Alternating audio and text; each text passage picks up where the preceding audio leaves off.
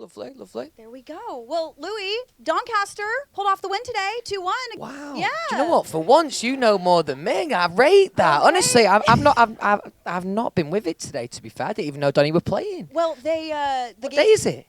Today is Tuesday. Okay, Yes, right. Yes. Well, to be fair, the match ended literally right before you got here. So Okay, yeah. nice. Oh, I love that you checked out Donny though. Yeah, nice. In a past life, I was a sports reporter, so I'm like, all right, we can break this out today. It's been a minute. Nice. Well, welcome to Nashville, Louis. Thanks for having me. Absolutely, absolutely. And we're so excited to hear 4 tracks from your album before it's even out. How special is that?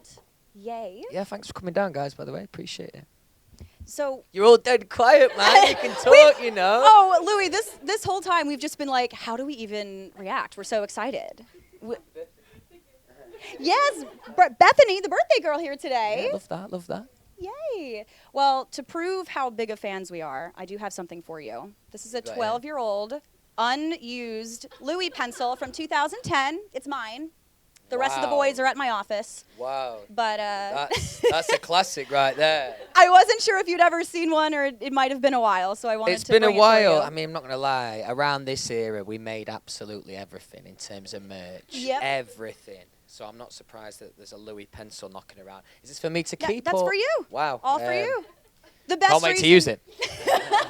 The best reason to have an incomplete set is for you to have your own pencil. Yeah, so. probably makes sense. Absolutely. Yeah, nice.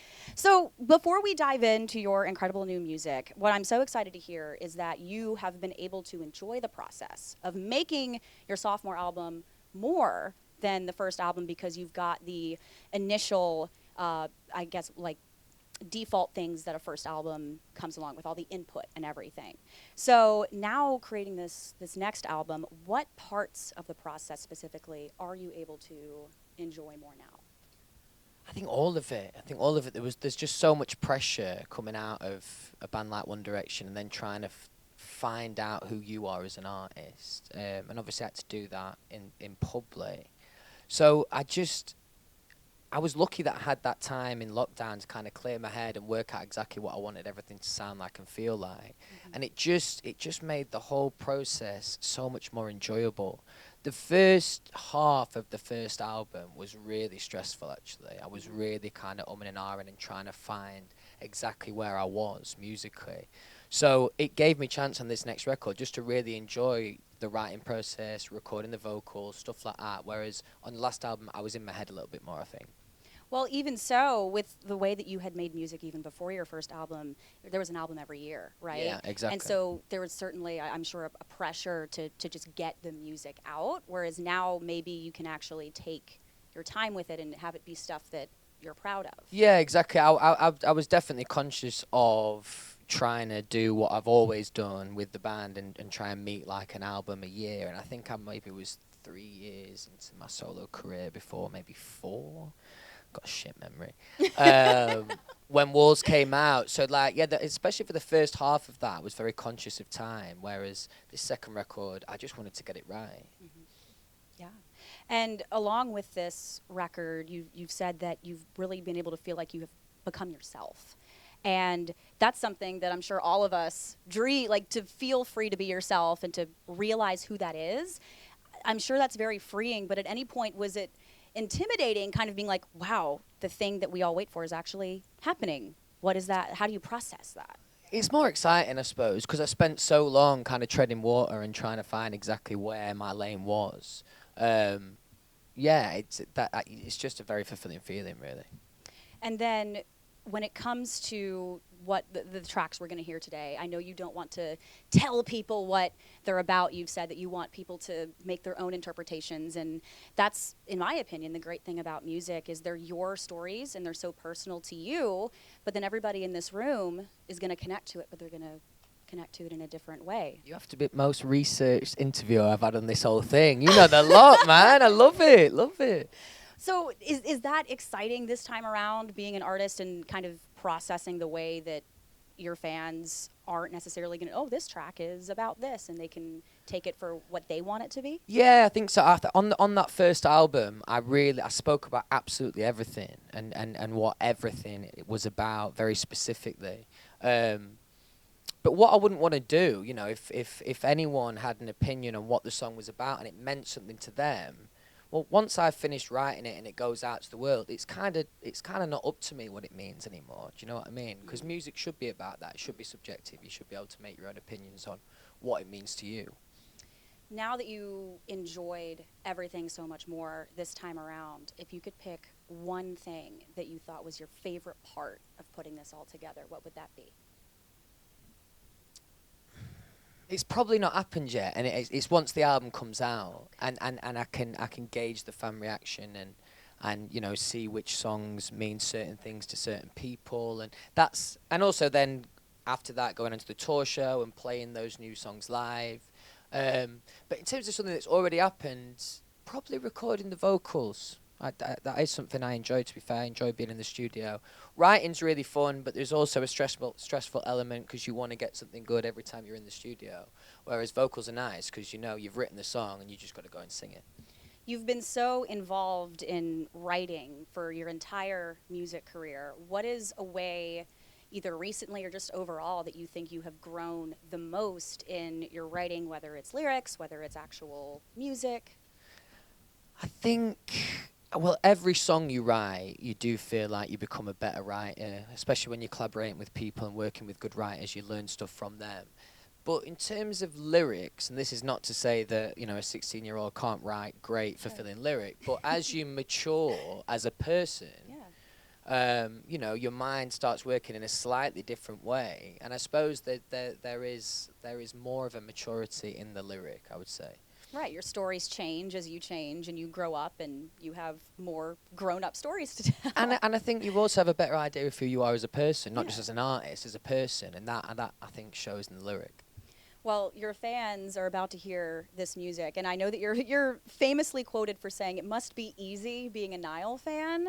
I think it's easy being a Louis fan. But it's a nice life being a Niall fan. He's the nicest guy in the world. Never any drama, never any problems. Yeah. You don't have drama, Louis. Oh, there's always something around the corner. There is. That's a good way to live. That's a good, you know, you got to be one step ahead. Got to, especially in this job, definitely. Marissa was saying, you know, you kind of go down those wormholes of, oh, goodness, what's going to happen? But I think this is a pretty chill group of fans we got here. You guys are awesome. How fun is this? This is just so Yay. All right. Well, shall we dive in? All right, yeah, enjoy tunes. Music? All right. Louis, I don't think any of us are okay right now. That was like I almost want to like send you back out so we can listen to it again. It was so incredible. I'm not just saying that because you're sitting here. You can tell that you had a good time. Thanks a lot. Thank you. You can tell that you felt so much happier. And with just meeting you 15 minutes ago, I can tell that this is who Louis is supposed to be, truly. That's awesome. Yeah, I think it comes across in the songs that you guys have heard. And also, I've mentioned a few times across this promo run, what was different on this record was I wrote more with artists. And it just means you get more attention to detail with every song. And I think that comes through in the song. Do you want to say anything about how awesome it was? Literally insane. Nice one for being first to speak, by the way. Yeah, I rate that. Yeah. It's got really good, like, early 2000s vibes. Like, that's like, Nice. I don't know, I'm loving that. Nice. The unique thing about you being in Nashville is probably everybody in this room has been a part of the music industry, because that's why people come to Nashville. I know you're a music student, so getting to... Sick. Oh, yeah. That's sick. That is sick. So that's cool. Getting to hear this music of yours and talk to an incredible artist in a studio, I mean... That's Nashville for you. Yeah, love that. Okay, so we dive into our little jar of questions. I kind of want Louis to pick the question. Go on then. Okay. Like ASMR over here. Gotta like put the mic up to the jar. All right, go for it. Let's have a look.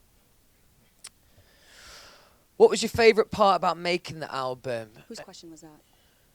Favorite part about making the album? Yay! How's it going? Favorite part? I kind of mentioned it earlier. Probably a combination of the writing and the vocals, but probably mostly the vocals. 'Cause as I said before, once you know you've got a good song, you can kind of just go and enjoy singing there. Whereas sometimes it can get a little meticulous when you're writing and you've got something in mind. So probably the recording part of it. I'll have you. We go again? Yep. Yeah, all right. Actually, I'll just take the lot. Oh, there you go. Hate to kill the game, but... That's easier. Right, what else have we got here? What was the most challenging song to write on the album? Anyone? Nice, good question. For whatever reason, it wasn't necessarily the most challenging, but Face the Music took the longest. I had a couple of writing sessions on that, I think, and it maybe went between about 10 different versions of the production. Just the early versions weren't right, but I'm really, really happy with how it sounds now. Kind of random how it works in terms of which some songs are quick, some songs take a little bit longer. That was one of those that took a bit longer. Like a proper fucking host with these. Yeah, man. What are you most excited about for the up and coming album release? Touched on this a little bit earlier. Whose question is that? Nice one. How's it going? Group effort. Yeah, nice. Probably for the fans to hear it. Like that's definitely the best part for me. As I said before, a combination of that and that first tour show where I get to play all the new songs for the first time, that'll be a special feeling. Because it's been weird. Not weird, it's been an amazing year. I don't know if I should swear, sorry about that. It's been an amazing year, but it's also been a weird feeling doing a full tour and having all this new material, and I'm really excited about playing it. So whenever the new tour comes around, which will be pretty soon, I'll be excited for that. Right. Anything you want to share with the group? Yes, I can't afford that. I'll sort you out. How do you decide which songs get cut from the album? Anyone? Nice. It's hard, and it's definitely something that you can spend too much time on. You've kind of got to go with your gut. I mean, you have got to be a little bit more analytical than that, but you can overthink those things, and you can overlook into every song that you've got, every sound that you've got, every lyric that you've got. So at some point, you kind of just need to listen to what you've got, and whatever your gut says is right, you just got to go with that, because otherwise there's loads to worry about, basically. Or there's loads that you think, because we're all perfectionists as songwriters, there's loads that you could always think, I could do that a bit better, I could do that a bit better. But at some point, you've kind of just got to gun to your head and decide, you know what I mean? Right, are you a Chick-fil-A or a Zaxby's? Is it? Zaxby's person? Bethany? Where's Bethany? Birthday girl. Huh? Yeah, I like that. Well, happy birthday, by the way. What's Zaxby's? Zaxby's? You taking the piss? Who's taking the piss? Sorry. What? It's like a chicken place. What do you rate? Chick-fil-A or? Well, I worked at Chick-fil-A. Zaxby's, nice one. Yeah, so I would say Chick-fil-A. I love Chick-fil-A. Chick-fil-A's banging. Chick-fil-A's banging. So we'll go with that. They need to pay for a sponsorship for saying that. You're not wrong, to be fair. That was a great question. Yes, honestly, all phenomenal questions. See, you can tell you have musicians in the room that have all these great, like, super detailed questions. I love it. Well, it's definitely a very dancey album. I can tell you that much. I was sitting here spinning in my chair the whole time. I wanted to get up, but I don't know if those were the vibes to, like, dance. Definitely a movie soundtrack kind of sound, too. Weren't you all kind of having, like, the same kind of picture in your head, like you said, early 2000s rock?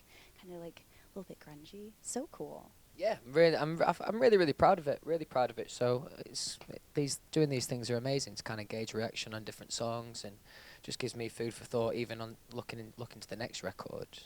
Because once you put the album out, obviously you can get a general gauge for the opinion, but these things are nice. It's extra personal, you know what I mean? So we know that Louis, some of us probably already knew that Louis is a little bit of a picky eater. We saw in the Lad video the other day. You particularly don't like baked beans. Picky eater, but like they gave me some food. They did. Man. I mean, they did. I'll give you that. No, but I am a bit of a picky eater. Fair enough. So where does Louis in Nashville need to go? Where his good question. Give me like an interesting recommendation. And I don't like posh food. Do you know what posh means? Like upmarket. I'm not about like upmarket food. So like something middle of road, Chick-fil-A would be good. What's this called again? Zaxby's. Zaxby's? Maybe I'll try that out. No? Shake your head. No, you're not so I sure? have one. Okay, and I tell everyone this. Go on. It's Italian. Oh, I love Italian. Cafe Nona. Yes. It's like So tiny. good. It's so Cafe- good. Cafe Nona. Nona. It's Okay. like really small, and it's just, I don't know, really good vibes. Pasta, pizza, or just pasta? Pasta. Oh, proper Italian. Okay, nice, Yeah, nice. it's really good. Yeah, honestly, I feel like I've eaten about 100 bowls of pasta this year, so it'd be nice to have a good bowl, definitely. All right, Louis, thank you so much for spending time with us. No worries, thanks for having me. You're in a room of fans of the last 12 years, and to share this space with you and hear your music before other people is an unforgettable experience. So thank you so much. No worries, and thank you, lot, for coming down. Nice one. We'll do some photos, shall we? Let's do it.